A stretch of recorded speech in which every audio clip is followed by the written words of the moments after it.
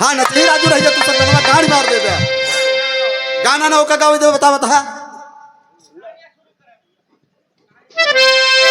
गौर कर देख ले भैया मेरे मार कौन दोस्त बा ये बता हक्का फुल के नमक साथे जिन गवा कर जोड़ करा कर थमरे बराबरी करा कर खिलौना लइया दे दी ना हमका खेला तो रहा था ए भैया तुम्हें गावे एक बार ढेर दिन अबे जाला थोड़ी को अबे ढेर समय था। अच्छा हम तो सोचे नहीं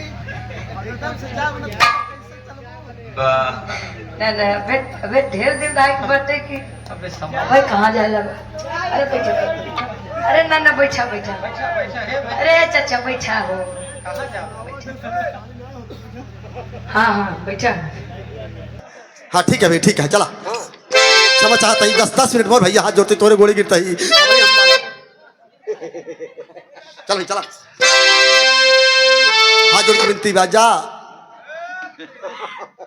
बिना कौनो बाजक देख ले का अरे मोरी दैया निठुर भाया हो बनवारी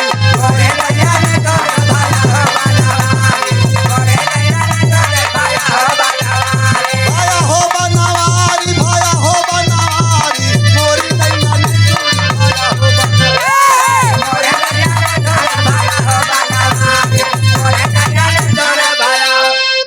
नहीं नचावत है ना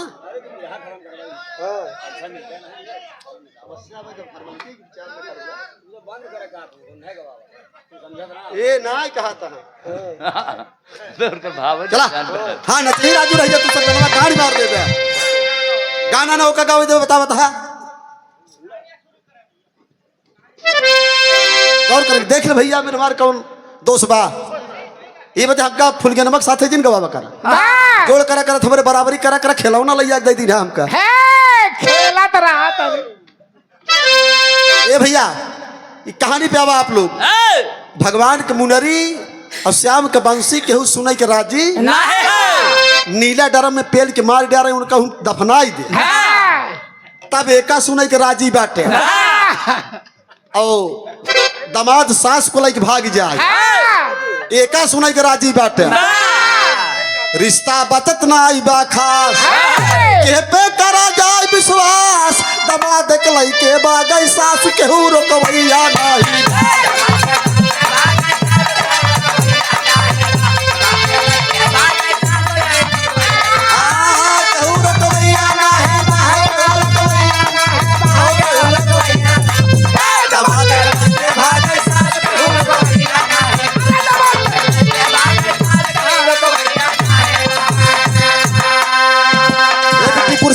कुर्सी हटा वो रानी हट जा तू 2-4 कुर्सी और हटाई दे होई भी रहा रिश्ता बचत नाई बा खास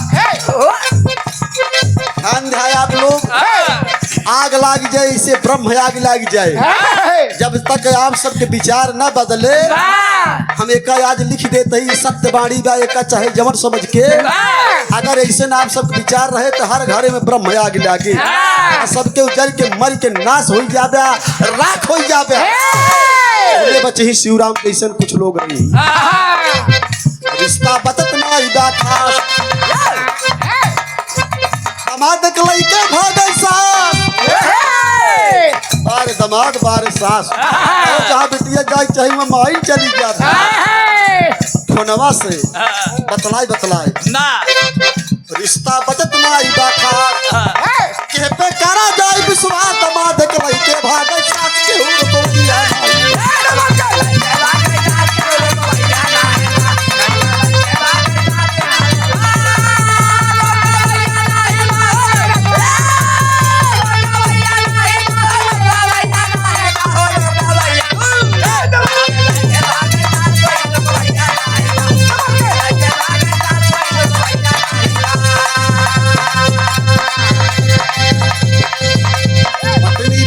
मर्डर करावाई भैया पत्नी पति के मर्डर करावाई अरे नीला डरम में लाश दफनावा पर से सिलमिट पुतवावई केहू देखवैया नहीं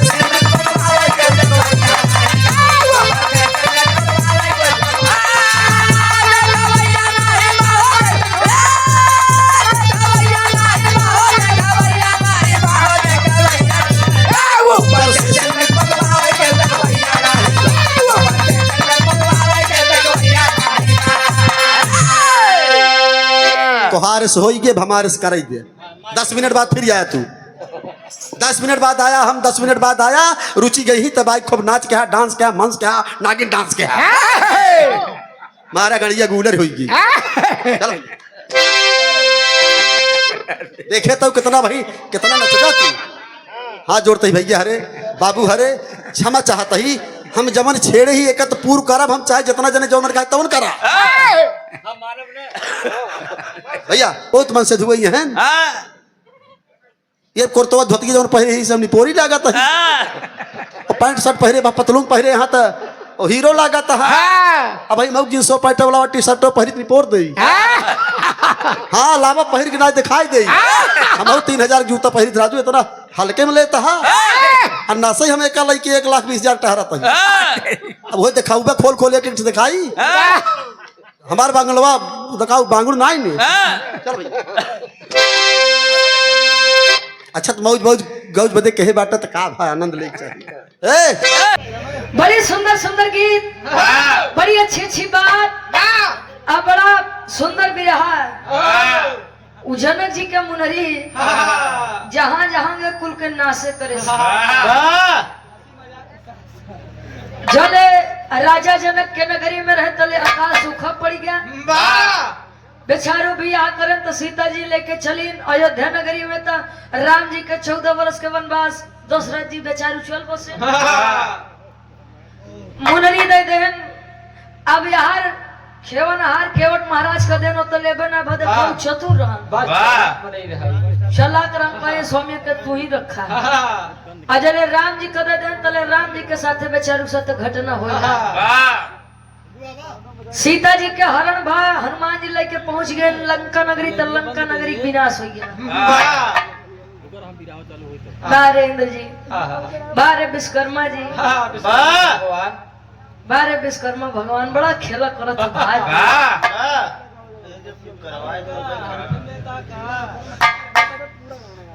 बड़ी सुंदर बात हम शिवराम चाचा के कहे एक बात की चाचा हमार मिक्स वेज है चाचा कहाँ गए पगलो कहाँ का बोले चाहिए ऊपर ध्यान देव अच्छा मिक्स वेज के कहा थे वो कहो अकेले आलू के सब्जी के अकेले ओके मिक्स वेज कह सकत है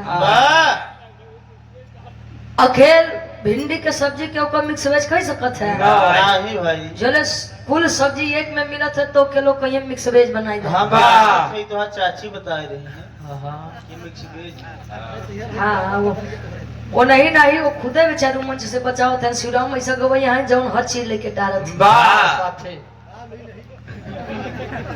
आलू गोभी टमाटर तो जवन जवन लीन हो बाप को केहू न लीन हो अरे ना वो लोग न जाने वो खूबी जाने बताए गिरफ मगल तहार पापा हमार साढ़ू न होए तब तो हम मौसा है ने अरे महाराज हमारे बाप के साढ़ू बनाते हैं माइक हमारे भौजी बनाओ ये तो काम गंदा कही कोई बतावा साढ़ू होए तो हमार माई उनका भौजी भैया हो तनी तनी हम सुनी चाचा हाँ वही चलत है वैसे तो हम पदवो बड़वार बा पद की कहते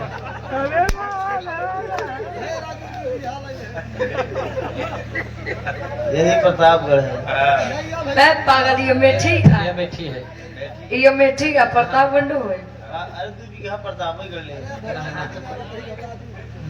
ले ना वो भियान लालगंज अजहारा में जाते हैं भाई कौन अच्छा प्रतापगढ़ में गजहारा अजहारा गजहारा ये अलग अलग अच्छा अब जान ला कहे कि जोने समय हम अपने जवानी में बहरे निकली तो 2-3 जने गिरियात रहे ये महाराज तोरे ऊपर जने गिरत रहे हो एक अब जवन देखा जो हम बताओ था तो उन्हें हम बताओ थे हो मालूम मेहरारू इनके ऊपर लोभ है तो अलग के बात है अजल सेधु लोभ है तले चाचा पैसे तना दिन रह गया जात है को जब मोछा बड़ी नगद बचा तो तोहार चाची रखवाई। नहीं जी नहीं बैठा था नहीं तो यार हमरे गजेंद्र चाचा परेशान कर दी हमरे तक तो ठीक बा लेकिन गजेंद्र चाचा पीछे पड़े तो परेशान हो जाए पीछे हाँ हो हाँ। आवा अच्छा उनके बारे बड़े बड़े परेशान नहीं वो तेरे मुझे भेद परेशान है आवा एक लाइन गुरुजी कुछ बजाओ बड़ा हिंदी भोजपुरी आप लोग सुने कहो बड़ी बड़ी अच्छी अच्छी बात तू चीज बड़ी है मस्त मस्त तू चीज बड़ी है मस्त या उम्र में हो अरे चाची इनका कैसे झेलत हुई हूँ चाची न जाने बच्चन के नहीं हो नहीं एक दिन चाची बताओ तो कहीं बिटिया का बताई एक जले घरे नहीं रहते तब बड़ा सुकून रहा था कम से कम हम घरे का कुल काम बढ़िया से तो कैले थे नहीं तो मारा थे परेशान कर भाई आराम से सोई देते हैं अब जी एक लाइन कुछ बजे मान ला अब देखा सुमन चाचा हमरे कहन कि निकला ना दिन दोपहरिया रुचि समरा जेबू खैर अब तनी चाचा वाली बात पे चला नहीं हम चाचे चाची जोड़ब हाँ हाँ वाह ना मौसा मौसी ने कहीं भले पैसा देते अरे वो 2-3 बीघा हमरे नामे लिखने पागल है काया अभियान लेख पाल साहब का लेके चल गए वाह अरे 2-3 महीने से भाई आओ गुरुजी एक लाइन इसीलिए कहता हूँ हमको डिस्टर्बिंग हो जाती है एक मारा अंगऊ निकाल के धरे ही होकर तबो ना सब भाव समझ पे आवता कि के काउ कहत बा के काउ चाहत बा बिरहा के का कहत है कम से कम बिरहा सुना अच्छा बिरहा मुख्य धारा क्या है मुख्य धारा है बिरहा इतना जान ला बीच में चटनी अचार आज जात बाटे तनिक से मनोरंजन के लिए बाकी जौने दिन बिरहा कसौटी पे होत है ना तो शरीर बस में ना रहा देखा था उम्र 60 पहुंचत बा विजयलाल गुरु जी के खाली तबीयत खुश हो जाए आपकी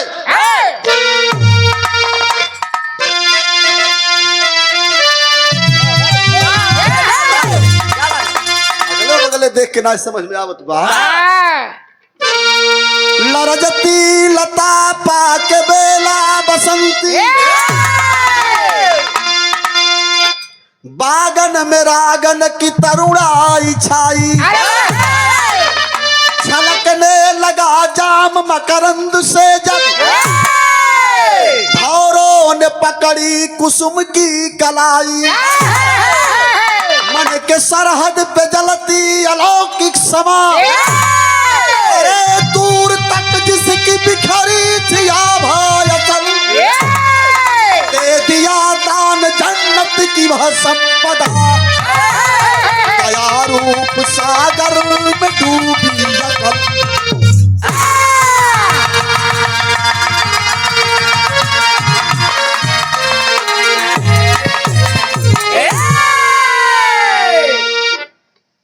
केसर की गंध लेके पूर्वा चलल क्या मौसम है देखिए भाव है मेरे कहानी का शीर्षक भगवान रामचंद्र जी की मुद्रिका विचार करना अब मैं रामायण से एक रचना करने चल रहा हूँ गौर करना है आप लोग अच्छा जेका बहुत खराब लागत हो हमारे बिरहा हमसे समझ ले हम उसे सवाल करता ही एक जने हमसे खड़ा हुई बताई दिया भगवान रामचंद्र जी की मुद्रिका के बने अब तो खजुली हुई होए बहुत फुतकत रहे हमका मिलावा उनसे कितना जानत है समझ में आएगी ना सिलेंडर हम अपने पे आ जाए तो हम बहुत दूसरे किस्म का आदमी मनैया नहीं भगवान हाँ कोप न जाए भगवान रामचंद्र जी की मुद्रिका कब बनी और किसने बनाया मंदिर का निर्माण हुआ है तो मैंने उसके बारे में रचना किया अब रामायण से एक रचना करने चल रहा हूँ ध्यान देना आप लोग अरे केसर की गंध लेके कहा कसौटी से हो एक बिरहा दमदारी से तैयारी बना ले लो अरे केसर की गंध लेके अरे पूरा चल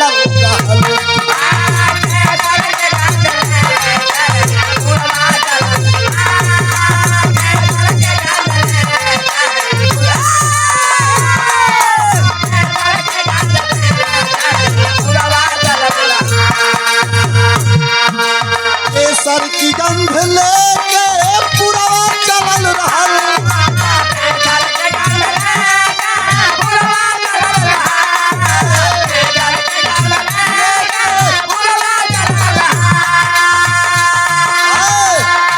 अरे देखली जैन के घरवा के अरे देखली जैन के घरवा के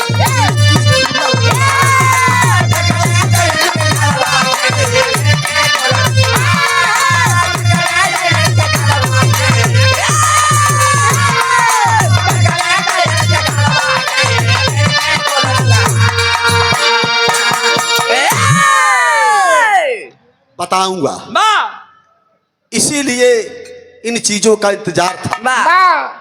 मैंने कहा कि जब मैं कहानी का शीर्षक बता दूंगा तब आपका सम्मान होगा, इसलिए कि आप इसके प्रेमी हैं, भजनानंदी हैं। हमारे स्वर्गीय मामा श्री राम छैबर यादव जो 35 साल लगातार प्रधान रहे। जब प्रधानी का आविष्कार हुआ था उस समय से लेकर के लगातार ऐसी शख्सियत का नाम ले रहा हूं जो 35 साल लगातार प्रधान रहे। ग्राम दुल्हिनपुर रामगंज जनपद अमेठी। तब अमेठी नहीं हुआ था, तब शायद सुल्तानपुर से ही जुड़ा था। आप महान हैं, आप जान रहे हैं। आप उनके सुपुत्र हैं श्री राज नारायण यादव लेखपाल साहब, सेवा निवृत्त हैं राजस्व विभाग। इतना वृत्तांत बताओ, कितना दिन बुखार आ गया। आप 500 रुपए का पावन प्यार दिए। छोटा भाई हूँ, आपके श्री चरणों को प्रणाम करता हूँ, आपके विचारों का सम्मान करता हूँ, आप सभी को नमस्ते प्रणाम करता हूँ। मैंने कहा कि आपकी नजरों ने समझा, अरे आपकी नजरों ने समझा प्यार के काबिल मुझे। आपकी नजरों ने समझा प्यार के काबिल मुझे। आपकी नजरों ने समझा। देख लेना मेरा विरह शुरुआत कितने समय से हुआ है, 1 घंटे के समय लगा है। मैं सिर्फ आपको नहीं, पूरी समाज को, आप जितने भी संभ्रांत लोग बैठे हैं, आपकी नजरों ने समझा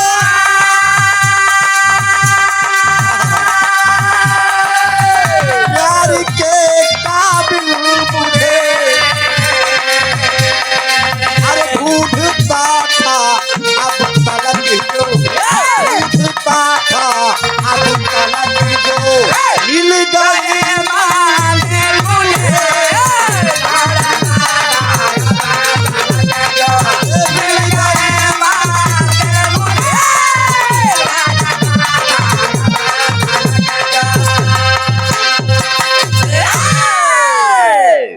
सभी लोगों के सम्मान में मैंने इस चीज को रखा कि आपकी नजरों ने समझा प्यार के काबिल मुझे।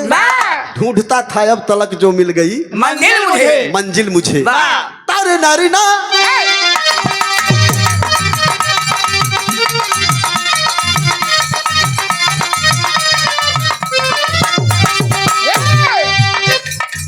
इंद्र दरबार में सभा का एक आयोजन था।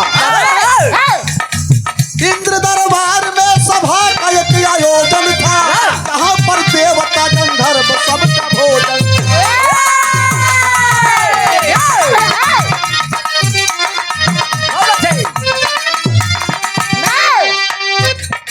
क्या बात है लाल? बारे अनिल भाई, बहुत बहुत धन्यवाद है।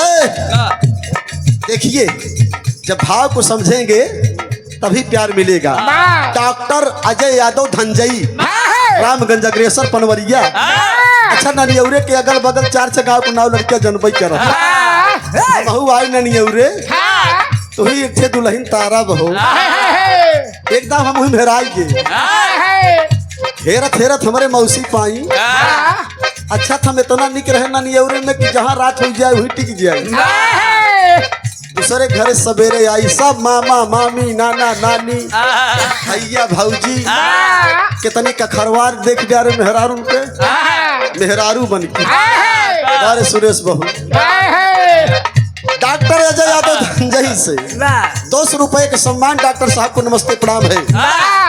दुल्हनपुर के महत्व तो जाना, जब हमारे मामा जाए हमारे घरे तो हमारे काका पिती जमर रहे सब कहें का हो सारे ये दुल्हनपुर वाले दुल्हनिया देव्या की न्याय। मामा हमारे कहन का सारे तो दुल्हनपुर वाले हम ही के हम दुल्हन देव की तू देव्या कहन दुल्हनपुर का मतलब होते। अच्छा ही बतावा आप सब, केहू के गांव के बहन बिटिया दुल्हन थोड़ा हुई ना भैया ना। अगर कतौ से आए कौनो गांव में तो दुल्हन वो होए तो हम भान सुहे तब दुल्हन वो होए जहाँ से आए। अगर जौने गांव में आए तू दुल्हनपुर हमारे मामा कहाँ सुना हम दुल्हनपुर वाले यही कतौ से आवा थी तो हुआ दुल्हन की क्या थी दुल्हन कहवावा थे। तब हमारे जो काका पिती रहा कहाँ चुप रहा सर कतौ से पेश न पाऊ गया ऐसे कहीं जा भाई प्रधान तो से हार गए हम नहीं भाई भाई ना ही कुछ न कुछ असर।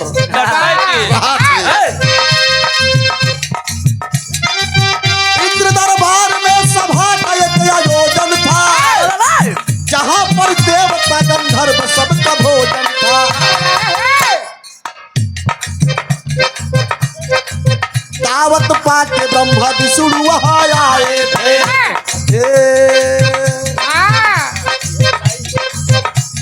गोबर झेल न शिवराम। दावत पाके ब्रह्मा विष्णु वहाँ आए थे। भोलेनाथ भी बिछाना को बिछाए थे। रूप की नायिका उर्वशी रंग घोल रही पुष्प के चादर पे ही रात कमर डोल रहे। खत्म जलसा हुआ ब्रह्मदेव मुस्कुराए पास में विश्वकर्मा को अपने तब बुलाए। बनाओ मुद्रिका कला के आप स्वामी है सारा समझ लो स्वयं तो दूर गाने नहीं बनी हो जो आगे न कभी बन पाए। बना के मुद्रिका बाबा जी कला के खिलाए। जब सभी हुए जब राम नाम हुआ सभी हुए जब राम नाम हुआ और है राम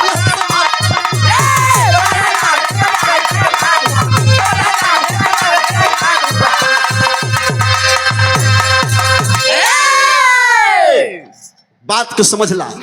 इंद्र का दरबार लगा है, तमाम देवता गंधर्व स्वर्ग की सुंदर सुंदर अप्सराएं रंभा उर्वशी मेनका तिलोत्तमा ये सब परियन का नाम रहा इंद्र के दरबार में। तमाम देवता ब्रह्मा विष्णु महेश तमाम राजा महाराजा यह दो चार नाची गावी वाली इंद्र के दरबार ऐसे रहा। अच्छा एक बात और बा, अगर केहू तपस्या करे लागे तो इंद्र पहले घबरा जाए।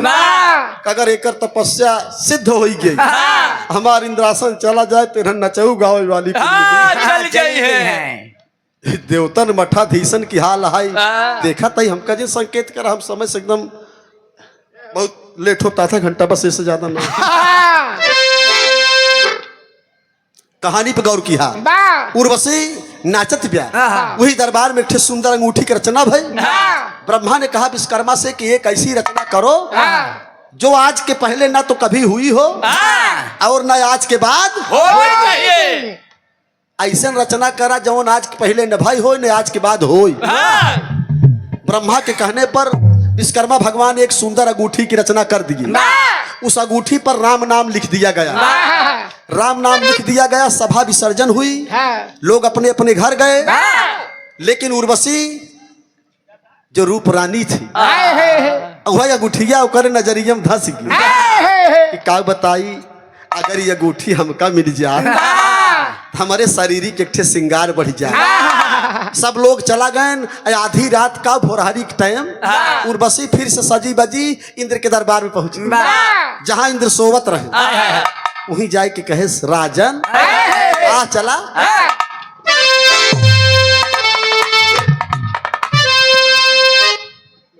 एक दाव पे धरता भूला कि एक दाव पे धई देता। ए भैया उर्वशी कहा सुना राजन एक बात कही आपसे। आए कहा एक ठनाई 100 ठे कहा जैसे आज सजू इस कबऊ न आज तू हमका बड़ी निक लागत यहाँ काल तो दरबार में तो ना बढ़िया सिंगार कई के नाई जितना बढ़िया आज सच किया तर्ज बदलेगी। पल पल न मान है टिंकू जिया, पल पल न मान है टिंकू जिया, टिंकू जिया इसके कमंडल भी से है।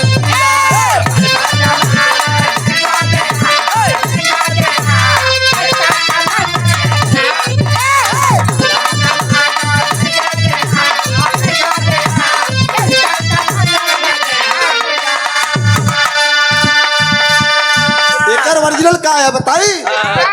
अकेली न बाजार जाया करो,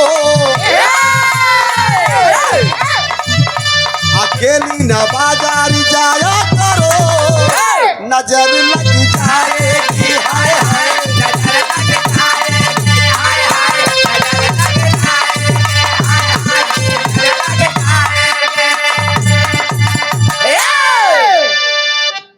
अकेली न बाजार जाया करो नजर लग जाएगी। गाना कंदर भाव दिल में उतर के सताने लगी, दिल में उतर के सताने लगी, उर्वशी गाने लगी हाय हाय,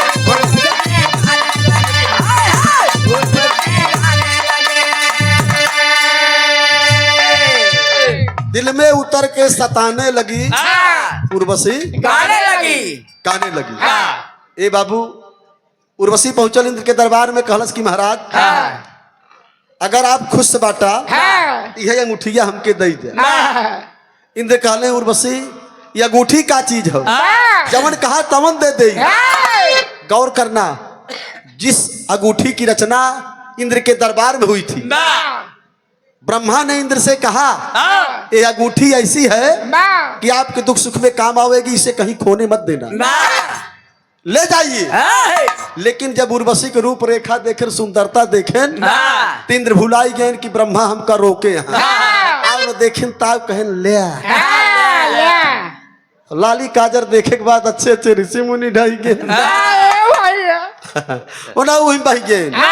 उर्वशी ले उर्वशी पाएगी मुनरी। तब ब्रह्मा कही बात भुलाई के लेकिन एक बात याद आएगी। इंद्र कहनी अंगूठी तो देत ही लेकिन एक शर्त बा, मुनरिया के लाली घट गई। अरे मुनरिया के लाली हो, मुनरिया के लाली घट गई। अरे तो कैले भेंट इंद्र पौले बाना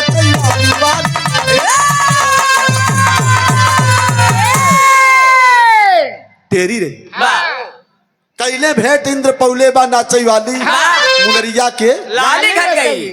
विश्वकर्मा की विमल अंगूठी,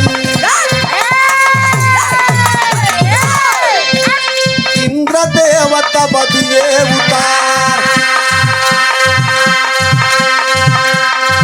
कहीं बदले में एक शरत हमारी, करना होगा अंगीकार। अरे घोर तपस्या जनक कर रहे,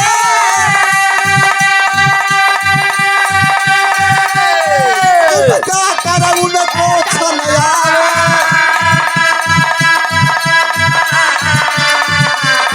अरे अंगूठी क्या जन्नत की दौलत,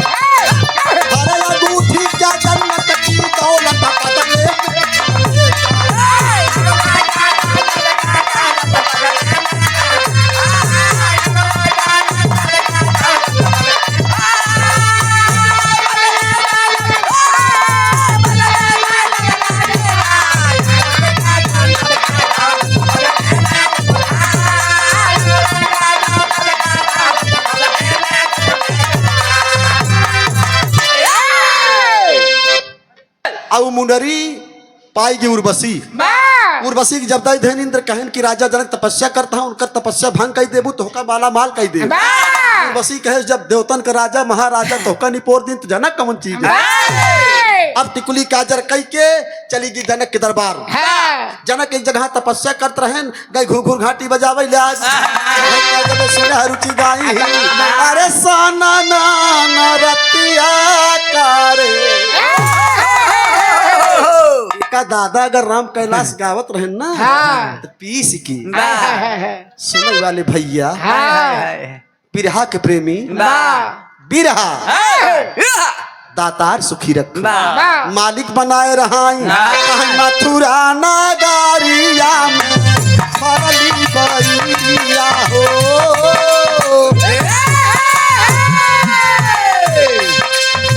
मथुरा नगरिया में फरली बरिया हो राधा तोरा डरिया हो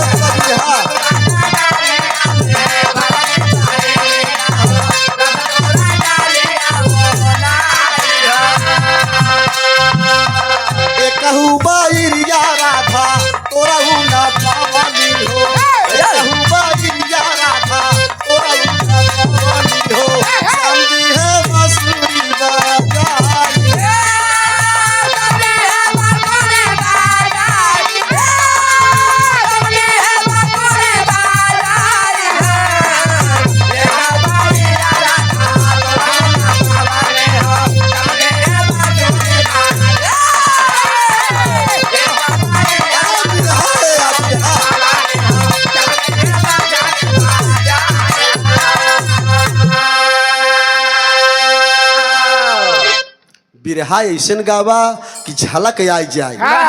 ये सब बिरहा गायक ना रहे, सब खुद बिरहा रहे।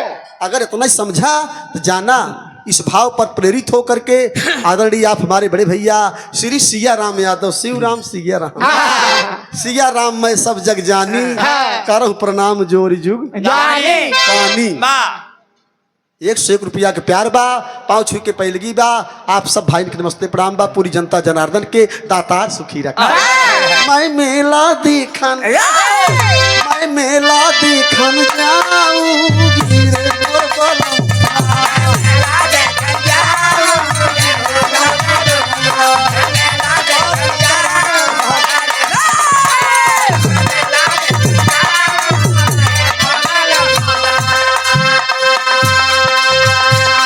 मेहरारू कहा हम मेला देखे जा, मर्दवा कहा है इतनी नगद यहाँ तू मेला देखे जा कोनो नजार मार दे तो का मेला देखे ना जाए दे। मेहरारू कहा अगर ना जाए दे अरे मेला देखन जाऊं गिरे मोर बलमुआ मोर सजनवा मोर दुल्हवा अगर न जाए दे ब्या मैं खाना ना बनाऊं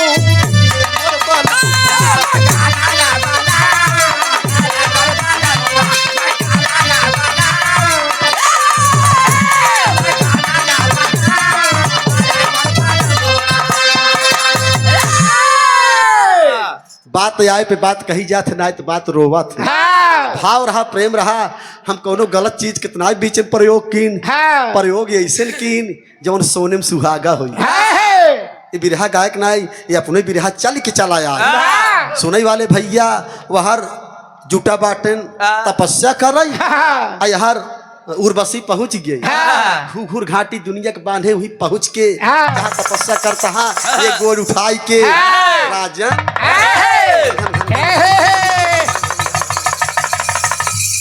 कैसे गावत बा अरे साखी माधुबनवा बीन बाजे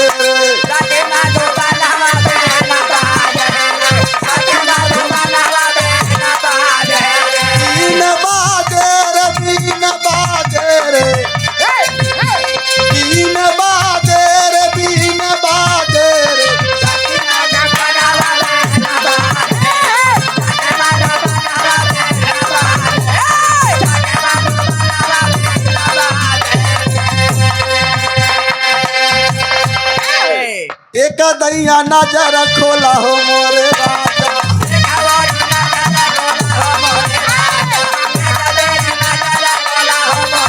मुहावा से हमसे बोला हो मोरे राजा उर्वशी कहा दिया राजा जनक का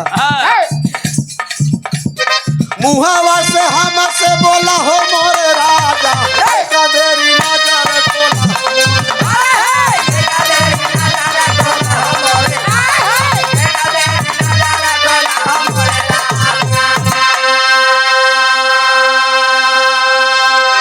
₹50 जमा हो गई वो का बहने दे दे थेरवा दे दे एक ठेका तोहरे भैया जाय के उर्वशी राजा जनक जहाँ तपस्या करता है नारायण नारायण नारायण नारायण वहीं पहुंची ला घुघुर घाटी बजावे एक एक घुघुर टूट गया 7वां दिन आई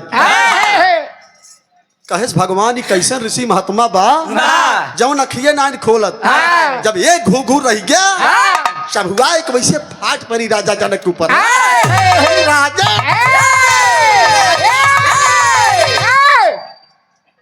राजा जनक हकबकाए उठे कहे अरे कौन हो तुम इतना बढ़िया सज बच के गई रही कहा तोहरे बदे हम इंद्रासन छोड़ दी एक हफ्ता से हम मनमनात यही पनपनात यही पानी पानी हुई तू कहा था कि कौन हो तुम आओ राजन दूर रहो अब ले राजा जनक तपस्या भंग हो गई राजा जनक को क्रोध आ गया राजा जनक ने कहा कि कौन हो तुम मैं तुम्हें श्राप दे रहा हूं किया तपस्या तूने मेरी भंग अंग की पाथर हो अरे किया तपस्या तूने मेरी भंग अंग की पाथर हो नहीं कोई सोएगा तेरे सिंह अंग की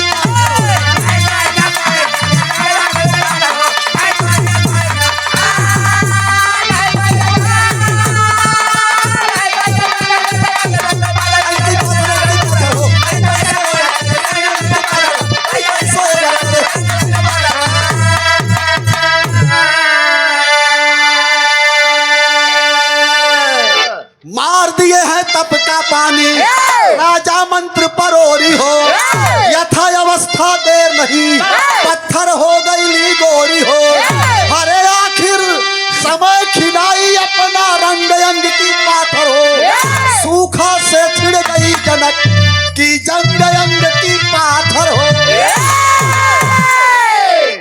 गौर करना अंतिम लाइन में कहना होगा आना के अंदर प्रमाण बा क्या बात है अरे बाबू राजा जनक तपस्या तो भंग हो गए लेकिन राजा जनक के जब क्रोध आयल कहले जा वह तपोबल के पानी कमंडल से निकाल के उर्वशी के ऊपर छींटा मार दे जा उर्वशी आज से तुम किसी को फंसा नहीं पाओगी उर्वशी वही पत्थर बन गई वही जगह पे उर्वशी जिस अंग प्रदर्शन में थी उसी प्रदर्शन में उसी आकार में टेढ़ी की टेढ़ी जाकर के वही प्रतिमा बन गई अब यार इंद्र घबरा नहा कि कहो वो कपट है तपस्या भंग कर गई कहाँ आधा के अंदर प्रमाण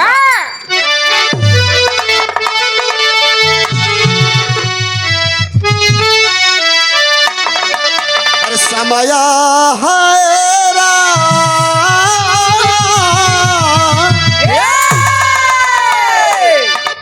बड़ी ऊंची बात भाई है 2 लाइन सुने बस नौजवान साथी आपको सबसे निवेदन बा हाँ अगर ये 2 बात समझ ले बा तो जवानी हरदम चमकत रहे ना तो जैसे इनका सब जनिक 40 के बाद के पूछे ना और बनाए रहा तो 60 के बाद पूछा जाए दादा राम कैलाश कहें ज्यादा से ज्यादा बिरहा मन से दुख साथे गाया इनके साथे ज्यादा गाऊबे 40 के बाद लटक जाही तो इनका डिमांड कम हो जाए हम कहे दादा आप महान है आप जौन कहे है उजन अजर अमर हुआ अरे पुरुष वह महान जो की पुरुष वह महान जो की अरे नारी पर न मोह भैया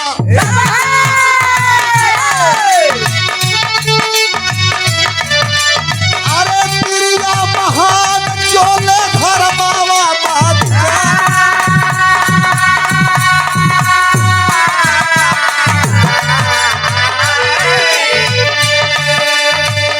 प्रिया महान जो की समय महान होला यही दुनिया में बाबू।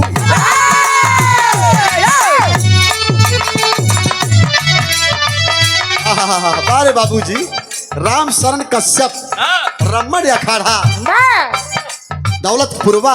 ओहो, जब दौलतपुरवा कहा तो हम जानते हैं और बहुत बहुत पहले की प्रणाम बा बाबूजी, बहुत बहुत सम्मान बा भैया।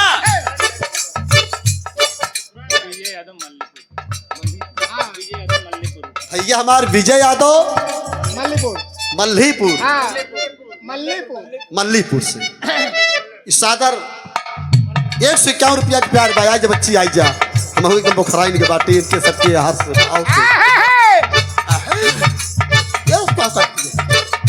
अरे काजा नहीं दे, अरे काजा नहीं दे सहारा वाली काजा।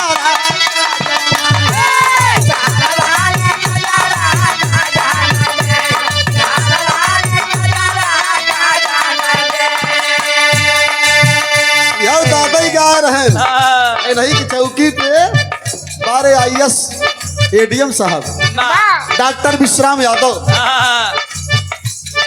उनका दहा 500 तू का है बाता।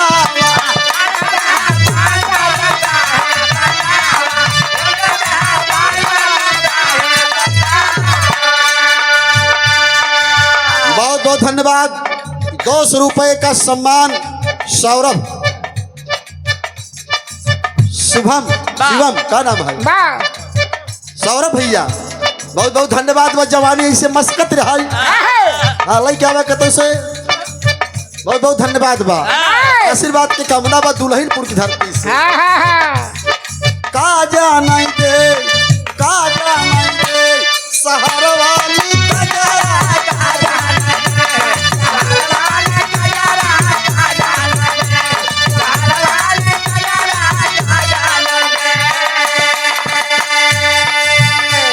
आवे वाला न कहब आई जब आन के बलमुआ के सेज पे सुतावन।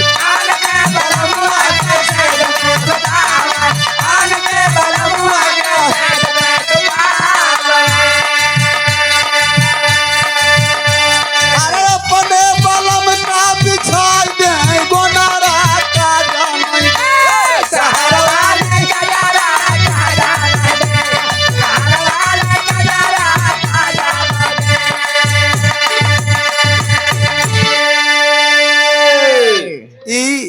प्रेजेंटेशन रहा। यही बता एक लाइन हमारो मन कहत रहा हम कैसे कही कि राजा हो तो वही कैसे मनाई, हम कौनो रानी थोर वही। हम तो कहा भाई जौन पुलिंग और स्त्रीलिंग के जब ज्ञान न रहे तो कैसे सूट करे। यही बता हम अपन सोझे काम करी थी चाहे बेशक हमका भोग पड़ जाए। और देखा कहानी एकदम करीब बड़का भैया सिया राम। अब देखा राजा जनक तपस्या भंग हो गई, यार इंद्र घबराई गए कि कहो जौने पठाए रहे हम कहाँ गए। अगर वो ना आई बाटी कहता हमका लागत बा कि राजा जनक के साथ है तो ना खेले कूदे लिया। इंद्र हरदम घबरात रहे कि हमार अगर इंद्रासन गा तेरहने नाचेगा हो चली जाइए। अब देखा राजा जनक कहन कि हम जब इंद्र महाराज कहन जब हम पानिये ने बरसब तब कवन टिकुली काजर करही। जनक के नगर में त्राह त्राह मच गया। इंद्र भगवान वर्षा बंद, बरसात बंद हो गई। हलवा चलौले राजा रानी मिल करके बाबू।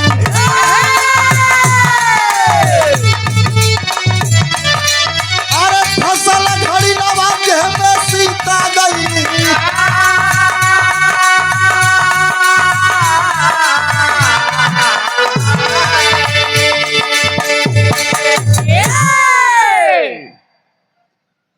अब अंतिम में आया हमारा गवैया बाटे मतलब जितना अगर 1.5 किलोमीटर तक लिखे बाटे तो हमें पग छूटे नहीं पावे।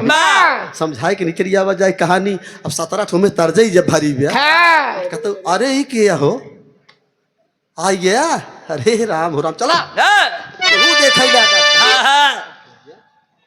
हमार राजा राज कर रही दिन रात दुल्हनी की सेवा कर रही। जब कमाई तो सेवा करही और का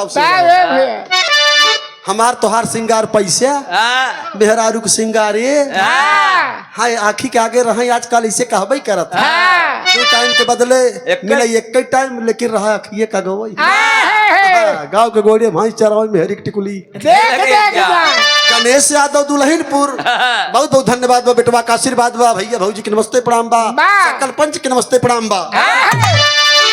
अब देखा परेशान पानी बरसता ही नहीं राजा जनक और उनकर धर्म पत्नी रानी सुनैना दोनों जने सोने के हल चलाए तो के पैदा भा सीता जी सीता जी अच्छा हर कितना लागत रहा हो तानी से मान ले कात बीता सियाराम भैया लेखपाल भैया जैसे मान ले एक बीता लगता ही रहा हो वो सोने खल रहा कल्टीवेटर कितना लागत है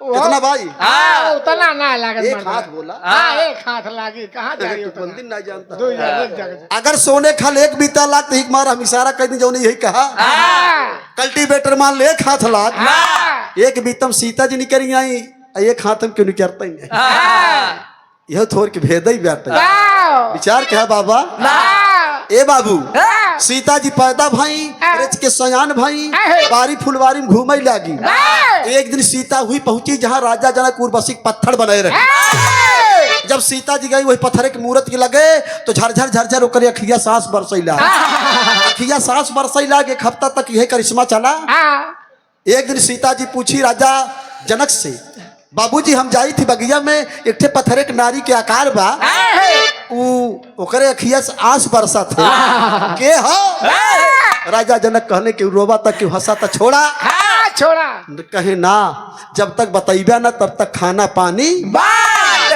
राजा जनक कहन बिटिया जब पूछत गया तो सुना स्वर्ग की अप्सरा उर्वशी है मेरी तपस्या भंग कर दिया मैंने उसको अपने तपोबल से पत्थर बना दिया सीता जी ने कहा कि छी एक नारी को आप पत्थर बना दिए आप पुनः उसको नारी का रूप दीजिए राजा जनक तपोबल के बल से कमंडल का पानी लेकर के उस पत्थर की शिला पर डाल दिए और वही उर्वशी फिर अपने रूप स्वरूप को पा करके सीता जी के सामने हाथ जोड़कर खड़ी हो गई अंतिम लाइन में कहना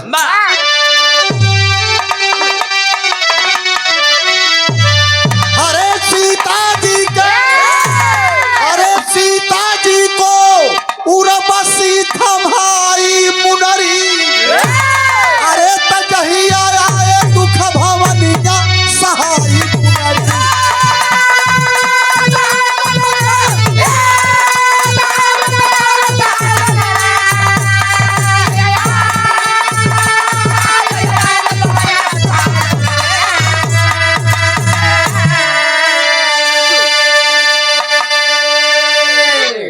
सीता जी को उर्वशी थमाई मुनरी जहिया आई दुख भवनिया सहाई मुनरी विचार करना मुदरी की रचना कहाँ हुई इंद्र के दरबार में सबसे पहले इंद्र को मिली इंद्र के बाद उर्वशी को मिली उर्वशी जब स्वयं अपना रूप पाई तो उसने कहा कि बेटी लो मैं आपको एक चीज देना चाहती हूँ जो ना तो आज के पहले कभी बनी है और न आज के बाद बनेगी। इसको अपने पास रखोगी तो आपके दुख सुख में काम आवेगी विचार करना थोड़ा अब वह बात ना हो कान कुकुरिया सगुन बतावे पुनः कुकुरे से नचवावे ए बाबू सीता जी ने स्वीकार किया उर्वशी के द्वारा आज सीता जी को मिले राजभवन भैया लेखपाल उर्वशी के द्वारा आज वह मुद्रिका सीता जी को प्राप्त हुई तोड़ जनक तोड़ धनुष श्री रामचंद्र जी शादी किए हुलासी अरे बाजई जहां खुशी गई बाजा अरे छा गई वहां उदासी बनवासी हो गई जोगिनिया सहाई मुना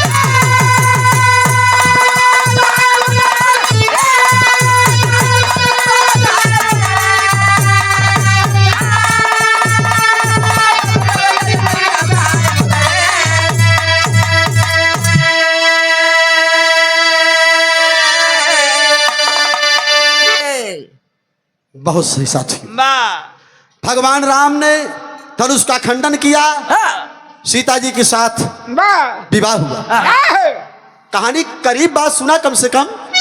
सीता जी के साथ विवाह हुआ, वनवास हुआ। वाह सुरसर के किनारे राम लक्ष्मण सीता तीनों हाँ खड़े हैं। हाँ तीनों लोग खड़े हैं, केवट से विनती कर रहे हैं, हाँ केवट मुझे उस पार कर दो। हाँ केवट ने कहा ठीक है। भगवान ए भैया, ए फौजी फौजी भैया, फौजी भैया एक सेकंड प्लीज प्लीज। हम जानते हैं आपके प्यार देखत ही झलकत बा, हमारे प्रति आपके प्यार झलकत बा, हमारे प्रति आपके प्यार छलकत बा। एक आध बाल्टी लग हुए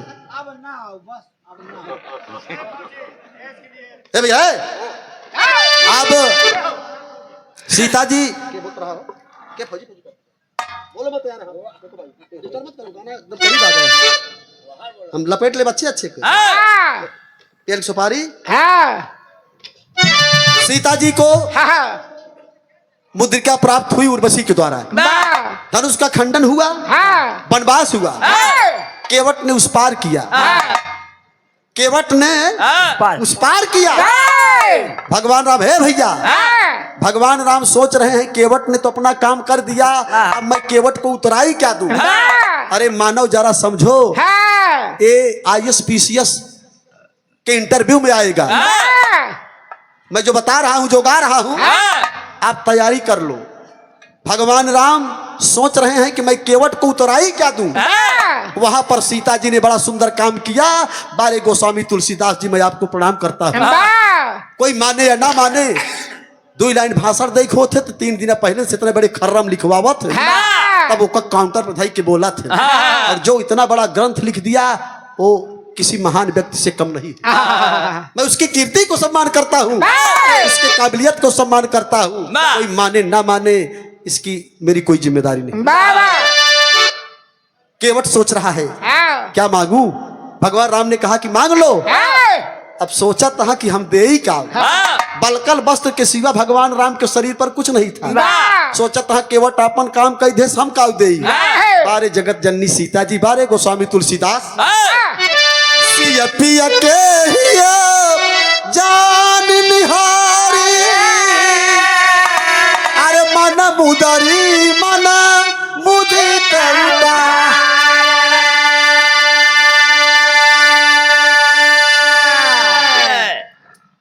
वाह देखा, सिया पिया के ही। सीता जी अपने पति के हृदय की बात को जान गई कि हमारे स्वामी जी केवट को कुछ देना चाहते हैं। मतलब बिना कहे मेहरारू पति के हृदय की बात जान गया। 70 दाई कहा थे 1 गिलास पानी दे के सब तैयार ना है। बात सुना हमार कि मेहरारू एक सीता रही, बिना कहे जान ली कि हमारे स्वामी केवट के कुछ देवैया तुरंत ही राम नाम के मुनरिया निकाल के नहीं कहीं स्वामी इस मेहरारू हो चाहिए गुणवत्ता सीखा, क्यों माना चाहे जिन माना, गुणवत्ता रही इनका पतिव्रता कहा थे न जौन जिन साधत रही अनसुईया के न्याय लाभ हमहू मूसरा ऊपर उठाई दे, ऊपर उठाई के लखत रही मारी निकुरा पहुंच ली। तो ये काम जिन करा मन से धुक हृदय के बात जनबू तो का 3 तल्ला ना 6 तल्ला गढ़ाई दी। हाँ झूलनी पे जहाजिया ना पूरा का कहा था नौका जहाँ उतरा था राजू हुलाई एयरपोर्ट। हाँ एयरपोर्ट में पूरा। हाँ चला गढ़ाई दे। सिय पी के ही जान निहारी मन मुदरी मन मुदित उतारी। सीता जी निकार के मुनरिया दई दी कहीं स्वामी ला केवट का दई जा। जब भगवान राम केवट कहन की केवट भाई ले लीजिए अपनी उतराई। बार यहाँ भक्त और भगवान का संवाद। केवट ने कहा कि नाथ दुनिया का मालिक जिसके सामने हो उसे क्या चाहिए। आज नाथ मैं कहा न पावा हर मिटे दोष दुख दारी बतावा। स्वामी आज मैं क्या नहीं पा गया। जिस भक्त के सामने भगवान खड़ा हो उसे किसी मुद्रिका और किसी हार की जरूरत नहीं है। जाइए फिर तीबार मोहि जो देवा सो प्रसाद में सिर धर ले।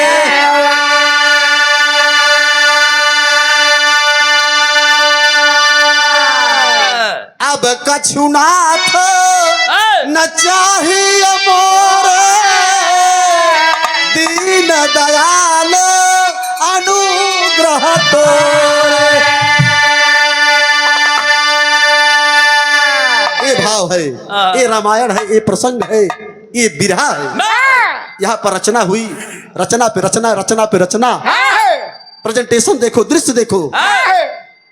बिरहा कहलने की खाली टिकुली का जरवा लाली लिपस्टिक गड़म बगड़म तिकड़म में भुलाए के निपोर दे हाथ गया बिरहा के मारे हाथ धज्जी उड़ाई दे। और अगर धुन तर्ज के बात करबा तो एक रात के बात नहीं, हम कई रात का गारंटी लेते ही। जितना धुन तर्ज के गवैया गावत हो आवई गावे, हम किसान वही खोलब न रुचि।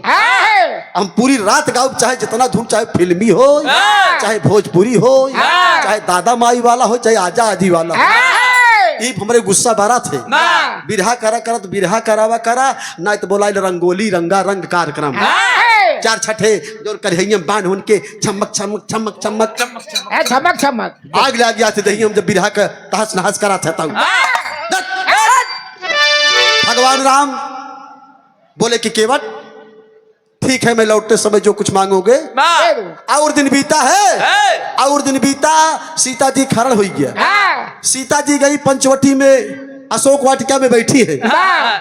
यार हनुमान जी वही मुद्रिका लेके गए बैठी। हाँ जब मुद्रिका डाल रहे नीचे, सीता जी देखी चकित। अरे एक बात और बता रहा हूं, सीता जी ने अगर भगवान राम को कभी कुछ कह करके पुकारा है तो सिर्फ सिर्फ करुणा निधान, करुणा निधान के सिवा सीता ने राम को कुछ नहीं कहा। जब मुनरी देखी सीता हैरान, ये तो मेरे स्वामी की मुद्रिका है। हनुमान समझ गए कि अब माता जी परेशानी है। झट से पेड़े सुतरन, चट से आगे खड़ा हो गए।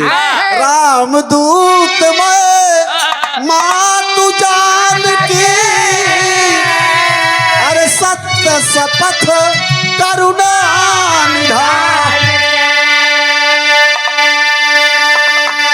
माँ मैं राम का दूत, मेरा नाम हनुमान है, मैं भगवान का दूत हूँ। कोई बात नहीं है, संतुष्टि हुई भैया। जयप्रकाश यादव डाउट क्लियर कर दिया, रुचिकम के असुराम का डाउट लागत है पब्लिक का। गजेंद्र भैया हम कहा था यहाँ जोड़ की विनती बा, आपके सम्मान बा, सदा सर्वदा सम्मान बा। आपके दुआरे आई बाटी, आपके सम्मान करब जरूरी बाटी। आप सब सम्मान करते ही बाटा, जवन कहा मन कहा तवन करा, ये तो कर रोके वाला बा। हमार बिरहा खत्म, हम आवत ही साथे रहा बाबा। जवन मन कहा तवन करा, हम कौन लावा कुछ करावा। भैया बहुत बहुत धन्यवाद बा, नमस्ते प्रणाम बा। थकाई हम लग गई ना। आए राजू हमें कवन उबाटई ओकत जब फौजी जवान थोड़ा सा लेते तब जाते सीमा पे, बहुत थोड़ी की तब हम सीमा जाए। और क्या आई तो दवाई है ना। कहो भैया अगर ये दवाई ना हो तो क्या करे, इनका सबके ले थे। कहो जाता सीमा पर लड़ाई बदत पहले ओका दे थे, ताज लावा हमहू देखा, हमहू लड़ाई जाता है। अरे उतना बड़ा ना सीमा तो छुटवा रहा सीमा। अरे तू कहाँ लड़ाई जात हुआ? यार प्रोग्राम है दिन में नारंगपुर रात की लालदास लाल का कहते लालगंज झगारा, लालगंज झगारा, लालगंज गजहरा।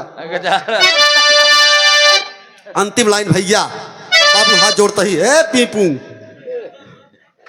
अब भगवान राम सीता जी खड़ा हुई, हनुमान जी हुआ पहुंच गए। लौट के संदेश बताएं, कहें प्रभु अगर 1 महीना के अंदर सीता जी का माता जी के ना लगे तो अपन जान त्याग दे है गवाई दे। कि ये चढ़ाई रामचंद्र जी बानरी सेना लेके, अरे लंका का विध्वंस किए, अरे रावण को मारे जाके, पाके मौका सुख का निजात।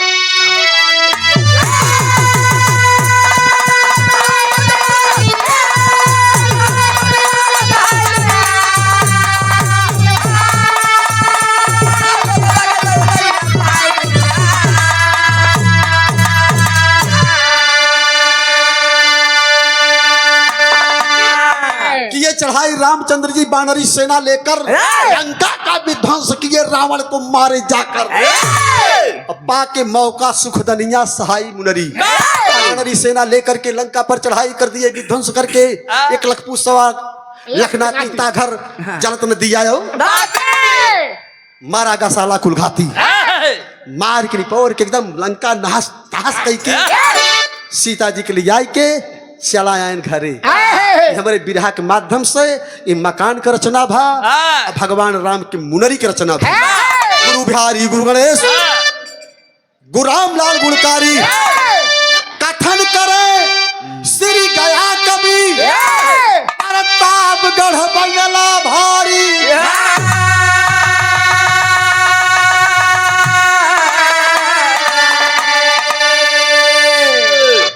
मुनरिया के लाली घट गई, कहीं मुनरिया के लाली घट गई।